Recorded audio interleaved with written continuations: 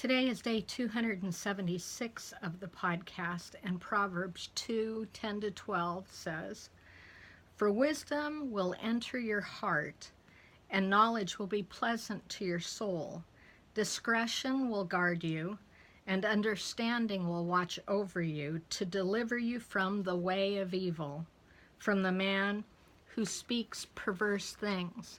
We're going to look a little bit at the idea of how the enemy uses distortion to take us off track and mislead us so that we are unable to walk by the Spirit. Distortion means to give a misleading account or impression, to twist something out of its true meaning. We're kind of used to those mirrors that are at carnivals that give a misshape of us too tall, too fat, but distort our image as we look into those mirrors.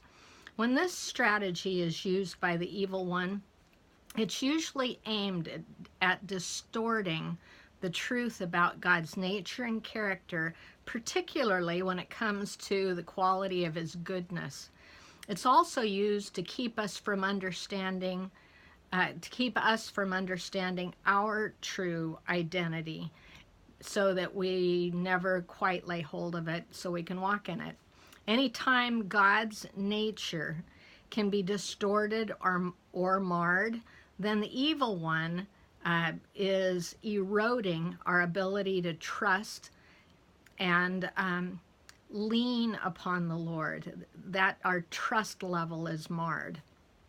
And that's what's at stake. Without trust, faith evaporates, and the enemy begins to triumph. So all he has to do is distort God's image or distort our own, and we can be taken off course. The Apostle Paul continually prayed that the eye of our hearts would be enlightened so that we could see and apprehend the truth accurately, what's true for us in the heavenly realm. I'm going to give you 3 scriptures I won't read, but for you to take note of, where Paul is praying for the eye to be enlightened, our capacity to be improved at seeing spiritually. It's Ephesians 1:17-19, Ephesians 3:16-19, and Colossians 1:9-12. When we see this rehearsed over and over again, this praying for an ability to see with the eye of our spirit, that's because that is distortion free. That's how we see things clearly and as they really are.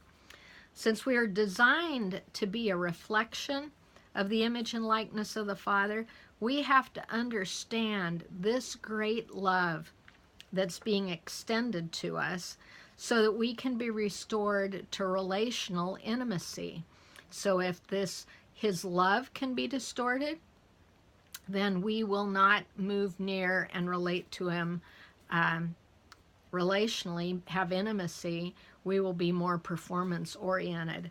So the only way for the evil one to oppose such a great gift that we've been offered is to distort it, distort our perception of the truth there.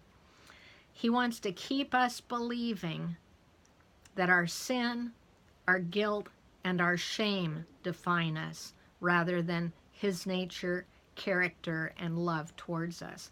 So today's question is, how does distortion become an effective tactic of the evil one in your life? Have you ever seen this tactic used before?